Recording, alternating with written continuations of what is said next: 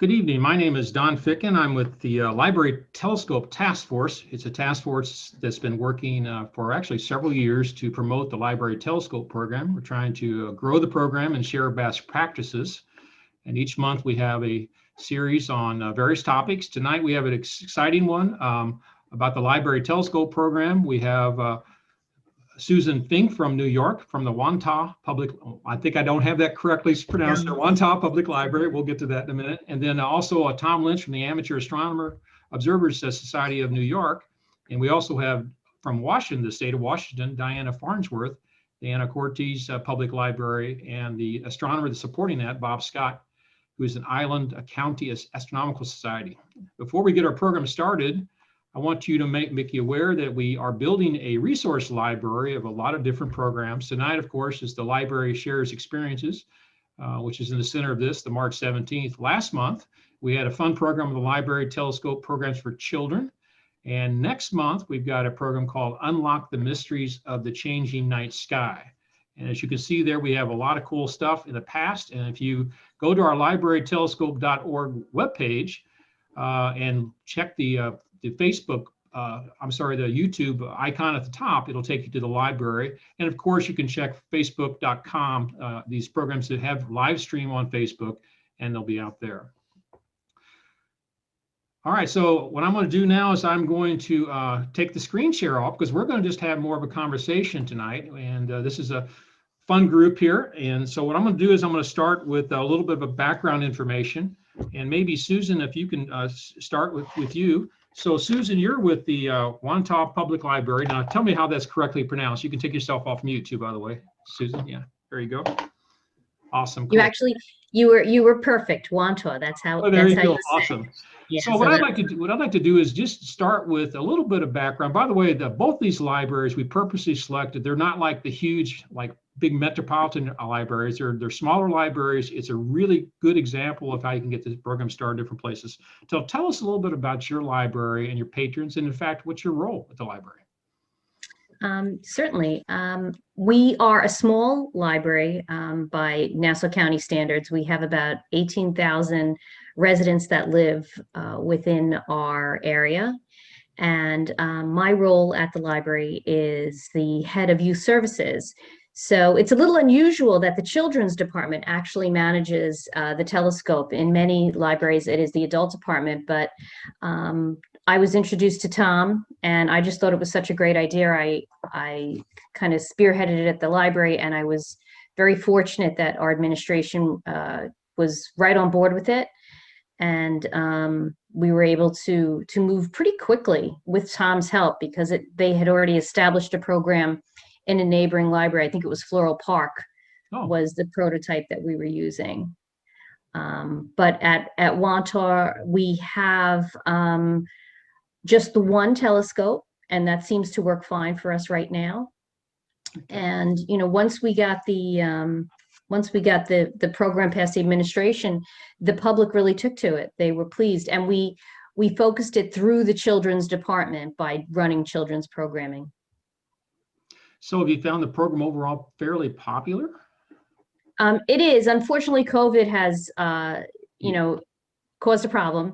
But before COVID, we had a nice turnaround on the telescope. We were, it was going out on a regular basis, and it's starting to pick up again now. We had a problem with replacing a lens cover, and because of COVID, we weren't able to get our hands on it so easily. So we took it out of circulation, but it's back up now, and we're advertising it, and it's going well. So what's your checkout period? How long is it? 1 week, 2 weeks, or more? We only do 7 days. We find that that's enough. If somebody is not waiting for the telescope and they contact us, we'll extend it for another week. So can I ask why you launched the Library Telescope program, other than Tom's got probably some really good sales charms and that type of thing? So is there other reasons that you launched the program?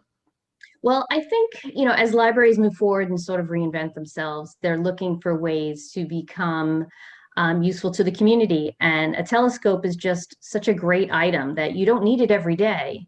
And wouldn't it be nice if you could just keep it somewhere in your town and go get it when you needed it? And so I said that just works perfectly with the library, because that's essentially what we do. And we're actually, as a result of this, looking to get more items that the community can just check out, actual, money counters and cricket machines, things like that, things that will help small businesses. And so this is really gonna, I think, push us in a new direction, which is great. So was the library telescope the first kind of like non-book, non-traditional type of thing that you checked out that way? Oh, very good. It is. We had toyed with a couple of different things, but this was just perfect. People knew what a telescope was, and everybody felt comfortable. And I think starting it through the children's department was a good move. I think, we got the kids involved, and Tom was so great because he does evening events with us where we showcase that telescope. We give out all sorts of information. He brings a very big telescope, which is, even more fun for the community. But yeah, it helps us a lot, having that connection and having somebody we can rely on to guide us. Great. All right, let's turn over to Diana. Let's talk about you for a few minutes. Your library. Let me see if we can replace you here. So tell us a little bit about your library and your patrons, and what role do you play at the library? Well, I'm a librarian. We're a small enough library. We have about 16,000 people officially in our area. We're located we're at the beginning of the San Juan Islands above Seattle, between Vancouver and Seattle. But we don't require a ferry. So we're kind of the gateway to all sorts of fun that people imagine in Washington, which means we have a lot of retirees. We have a very active school district, because a lot of people do move here because it's like the idyllic. I mean, I ended up here because nothing ever compared for my husband. He grew up here and nothing was quite the same. And it's really beautiful. But and we're a city municipality, so we're just one. We don't have a lot of. And I started in 2015, not as a librarian. I had a master's in English and had taught, and it ended up here and didn't know what I was doing, and immediately realized upon getting a job at the library that I needed to be a librarian. And I think Bob was a great salesperson. So it's really key that you have people in your organization who come and say, we can do this for you and make it easy. And I was, my director at the time was really excited about it. And I'm very much yes, let's do it and figure out the logistics later. Which I think is how we got there. So we got the first one, and it coincided with this event that I wanted to create. So we launched it really hardcore. We did something called Sci-Fi Night, and it's now become a genre night every year. At the time, I launched it the night that the first new Star Wars movie was coming out, which is why I wanted to do that. And we had the telescope out on display that we'd shown pictures of. And so we had a waiting list of like 20 people from day one, which definitely helped. And the paper talked about it. And then in 2016, I wrote a grant for a NASA, my library project, that got us doing a lot more STEM-based programming, thinking about space. And so the telescope has just been a nice, having something physical for people to check out to go with it has been this incredible way to show people, no, we really mean it. We're not just giving you books about scientists you're never going to meet. We take it very seriously. But I think that hands-on approach from day one made it easier for me to sell to my community, future donors. And now we have 2 telescopes again.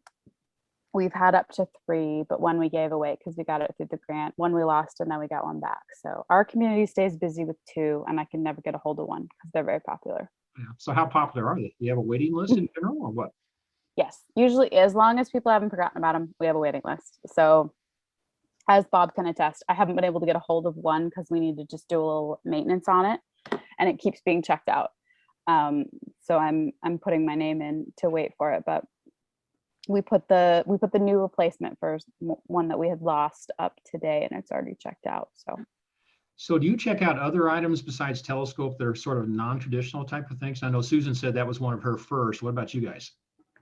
It probably was one of our first, because I'm in a really small library, because I started not being a librarian and now I am one, and because I work in all ages and programming is definitely my thing. I promoted, like, people know the blue-haired librarian in my town. Like, it's small enough that that's a thing. And so that's definitely an identity we have. But so we started with the telescope, and then very quickly our children's department, I mean, I think what Susan said is really important. You need to get kids and families excited. So before COVID, and certainly since, we've started checking out puzzles and STEM kits. And because of the NASA grant, we got small telescopes. So we're not to some of the libraries that have a library of things yet, but the telescope probably was the impetus to get us going that direction. So got it. Very good. I can't say enough good things. Cool. All right, Susan, let's go back to you. Let's talk a little bit about what challenges did you face? Because we have a lot of libraries out there that are thinking about this, and they want to know, like, what trouble am I getting myself into? You know, this is a kind of not a traditional thing to check out. So what troubles did you face when you launched your program? And how did you, what role did the Astronomy Club play in making sure that it worked out for you? Well, I think what made it so seamless was that, setting up policy and procedure had already been sort of streamlined through other libraries in the county. And I think Tom really assisted them. And it certainly made the process move more quickly because, you pitch this to your administration, they say yes or no. And luckily they were right on board quickly. So we had the financial backing. And then you move to, okay, how am I going to catalog it? And that, again, I was able to reach out to neighboring libraries and, how are we going to put the barcode on it and what books we're going to go with it and where we're going to check it out this way or that way. So we had a couple of staff meetings and we got everybody's opinion and came up pretty quickly with the procedures and then even a form for the patrons to fill out. But probably the most challenging aspect of it was just getting the staff to feel comfortable because we are open from 9 to 9. I'm not going to be there all the time. And, just simple things like how to hold it, and Tom had a whole process that he did. And he was kind enough to meet with the staff.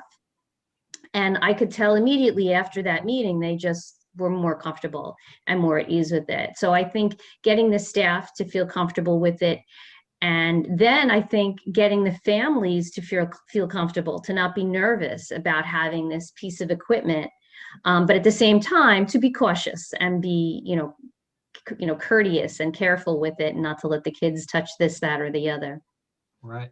How do you promote the program? Do you put the telescopes out, have the book displays? What's your approach? We do. We don't put the actual telescope out there, but I do have a very large, beautiful photo of it. And I have it split on a board so that the whatever event is going on around, and we were doing monthly events, which was great. We were doing a stargazing evening. So it would be, whatever we were looking at, if it was, we thought we might see this planet or that planet, Tom would give me some tidbits and we would put it out there and publish it like that. We also put it on our social media. We put it on our Facebook page and it's on our homepage as well. So people can access it easily. So for a library that's thinking about this, what would you recommend? Do you have any advice that you would give them, things that maybe you wish you would have done differently or that they should watch out for? You know what, we actually were fortunate. It went pretty smoothly, but I would say if you're having any difficulty with administration or your board not supporting you, which that was not a problem I had, but I know that there are a lot of libraries where they're just not getting that support. And I would just be prepared with, knowing exactly how much people appreciate this and what you're doing and how it is STEM based and how it is supporting these kids as they're going out there, because kids learn when they're doing, and and I've had lots of kids come and ask me for books after they've had the telescope about planets or astronauts or telling me they're gonna work for NASA and things like that. So that's, it's all part of the picture. And I think if you're having difficulty, I would say just be ready with all these great stories and have your patrons who enjoy it have their little quotes and their emails and, be sure to feed that to your board. Well, great. Let's turn over to you, Diana, and we'll end up the presentation portion, I guess. So what challenges did you face when you launched your program? And how much help did you receive from your Astronomers Club? Staff was the main sticking point, being terrified of lending something so expensive, not knowing how to catalog it, all the things that you just heard. Again, already having a director excited about it because Bob had sold her on it, and saying, no, we're going to do this, was important. But then, yes, showing them how to seatbelt it into a car and how easy it was to carry, and how no, we weren't going to deal with some sort of special case and require a waiver. Like, we weren't going to do any of that. Ours coincided with getting rid of collection development, or collections being sent. Like, nobody was going to get sent to collections for losing the telescope. And a lot of people just panicked about that. But yeah, we lost one. It was a staff member, not a library staff member, but a city staff member. And there was some drama. And I mean, if you look at the 100 people who've checked it out in a few years, it's worth the risk. And it doesn't cost your library anything. So as long as you don't have a really complicated administrative, which I do know. I know there are libraries I've heard that they're not allowed to have anything gifted to them. And that would be a further conversation where I would say, bring in your astronomy representative and talk to them about the value added. So Bob makes sure that every year we do one big event every year. And that was kind of part of, but we do Observe the Moon Night. And all of these wonderful people from the Astronomy Club come with their giant telescopes. We always have at least one of ours. We invite people to bring theirs, and we just say, like, look, it's very accessible, right? We highlight it with an Oreo cookie activity to look at moon phases. We make it really, really simple. Yeah. I love that. We serve hot chocolate. We say, come hang out. We coordinate with our parks department to just make it fun. And we say, like, we'll deal with it if something happens, but that's not our concern. Here's a book to go with it. Go learn. We're excited. So staff was a hurdle, but they now are starting to trust us that no one's going to get in trouble if something happens. And generally, people are very respectful. So the promoting of the program, has that pretty much been around the main event that you have each year, or how do you month to month promote it, make people aware of it? Yeah, the event is a different genre every year because I changed it up. It was Harry Potter the next year. We didn't do sci-fi again until the last big event we had in the library, which was the end of 2019. But we promote it a lot with that Observe the Moon Night. And Bob, we had the largest group we've ever had the last time we did it. We had 125 people that we could count in the dark. So maybe more, showing up in October in the cold to come look at the moon and find out about how to check out a telescope. But again, I feel very fortunate. The grant we got meant that we had 2 astronauts come in that time, but I want to mention it because I got the grant and I had that as my kind of booster of, it's okay for me to ask people who seem really important and don't have time because I have this grant. But the grant was very little money, and it was, how do you promote STEM education? And then I would say people who chose to work for NASA are really willing to talk to people at libraries. So it wasn't really very complicated as long as you could get their contact information. So I was able to say, we have this astronomy club that supported us. We have this resource. We're really excited to share with kids these STEM resources, and we want them to think about a career at NASA or wherever. But certainly having an astronaut show up every few years to talk to kids is a huge, and we would always then promote all the stuff. So, but I think to be a librarian, you have to be a little shameless, and like, I'll meet an author or a professional and I'll go, do you want to talk at the library? And they almost never say no. So I think you're muted. So for libraries that's thinking about this, do you have any suggestions as far as advice, things like that? Have someone come to a staff meeting. Make sure to get the staff on board. Just what Susan said. Like, make sure that your staff is comfortable with how to do it, and then come up with something fun. It could be really small. It could be a small community event where you highlight it and you do a fun activity. If you're fortunate enough to have someone who works in that field come and be a part of it, people who've made that their career are so excited to share. So. Well, cool. what I'm gonna do is I'm gonna put everybody to where everybody can see everybody really good now, I hope, if I can do this. Whoops, hang on, if I get this right. All right, so I never can get these things to work out here. So hang on 1 second. So as I'm doing my funneling around, or I'm trying to get everything to work out here. So tell me a little bit about the youngsters. You know, a lot of people think that it's really complicated to operate a telescope. Have you guys seen that between all of you? I would say Bob made it really easy. Like we have a booklet that goes with it. We're usually talking to a parent, but no, they get to come and try it out. It hasn't been hard. Yeah, once we get people to understand that they just have to put that red light wherever they want to see it, and that's the aha moment, and then they're like, oh, I can do this.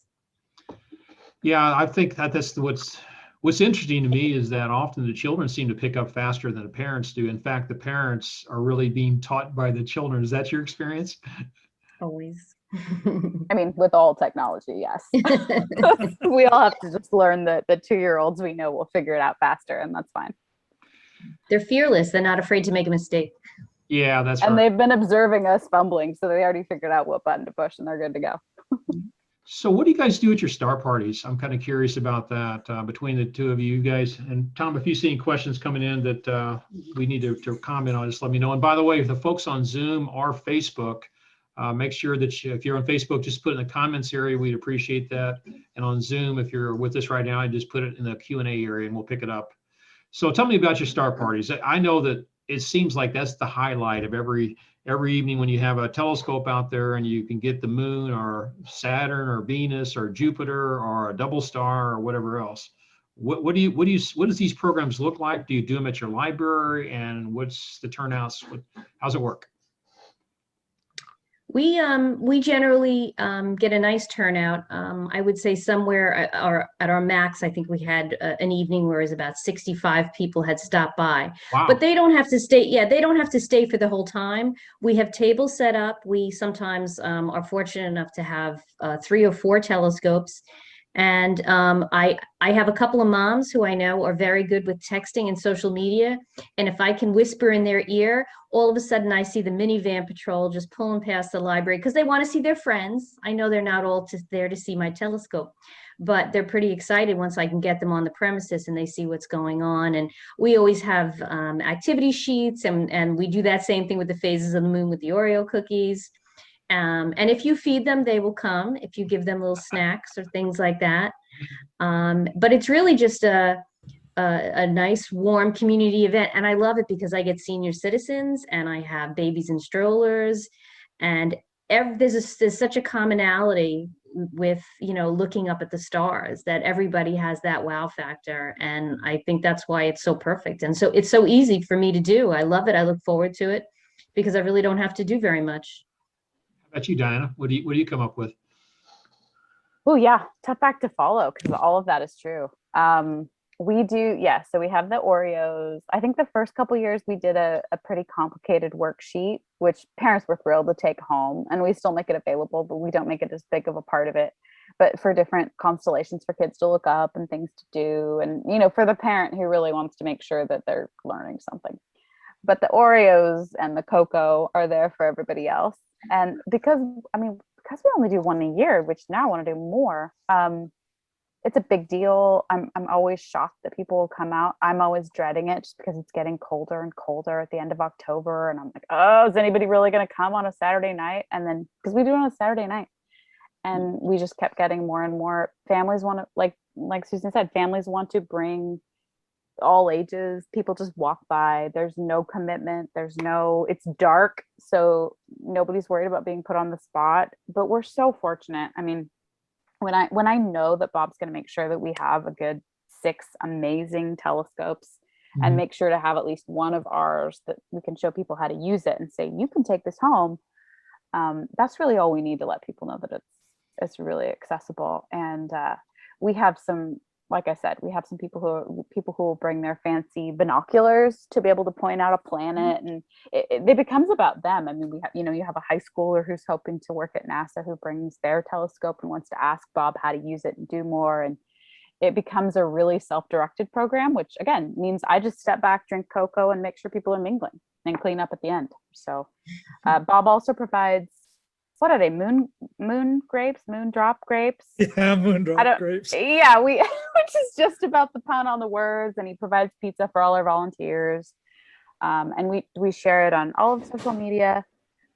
For the last few years, we work with the Parks Department so that they're promoting it on their social media. And they have a lot of, I make sure that all the science teachers at the high school, well, and the middle school, all of them know about it. So there's a lot of cross promotion of just, hey, this is happening. And usually our little local paper will write about it, so that I definitely am telling people about it. It's not just a completely passive program.